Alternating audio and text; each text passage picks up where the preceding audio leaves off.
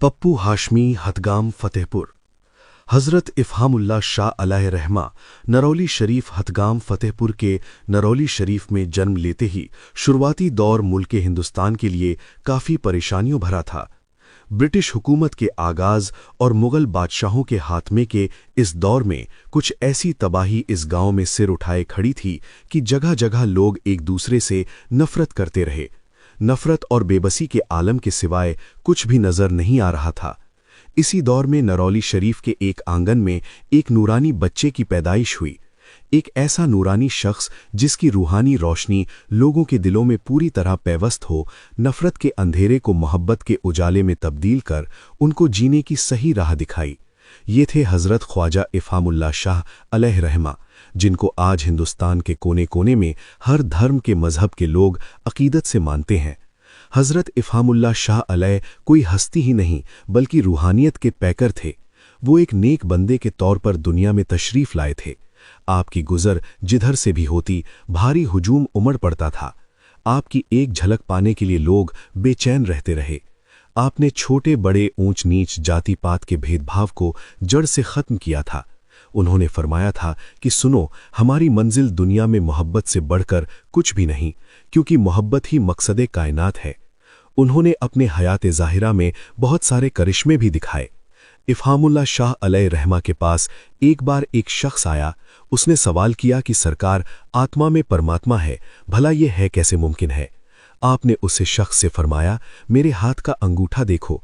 वो शख्स अंगूठा देख हक्का बक्का रह गया कि आपके अंगूठे से एक रोशनी निकलकर सीधे आसमान से जा मिली। वो शख्स हज़रत के पैरों में गिर गया और कहा कि मुझे अपना मुरीद बना दीजिए। अब्बा हुजूर ने उस शख्स को अपना मुरीद बना लिया। बता दें कि हज़रत ख्वाजा इफ़हामुल्लाह शाह अलैह अविवाहित थे। उन्होंने शादी नहीं किया था और पूरे भारत के कोने कोने साथ ही विदेश के कई देशों में बराबर भ्रमण करते रहे, जिनके लाखों की तादाद में मुरीद हर वर्ष नरौली उर्स में शिरकत करने आते हैं। हज़रत का विसाल 6 वर्ष पूर्व गांव में हुआ। उन्होंने हयात के दौर में ही पर्दा करने से 1 वर्ष पूर्व उर्स में आए मुरीदों से बता दिया था कि अगले वर्ष में मैं नहीं रहूंगा। ठीक वैसा ही हुआ। वर्ष समाप्त होते ही उर्स की तारीख से पहले हज़रत ने इस दुनिया को अलविदा किया और मालिके हकीकी से जा मिले। हज़रत इफ़हामुल्लाह शाह अलैह के पर्दा होने से उन्होंने 3 दिन पूर्व ही अपने छोटे भाई हज़रत हाजी हाशिम हुसैन सफ़वी कलंदरी मुहम्मदी को गद्दी सौंप दिया था और कहा कि मेरे बाद मेरी उर्स की लाखों की तादाद में मुरीदों की जिम्मेदारी आपको निभाना है। हज़रत के पर्दा करने के बाद से उर्स की पूरी जिम्मेदारी हज़रत हाशिम हुसैन गद्दी नशीन के ज़ेरे सरपरस्ती में आयोजित किया जाता है। उर्स में देश के कोने कोने से एवं विदेश की कई देशों के मुरीद शिरकत करते हैं।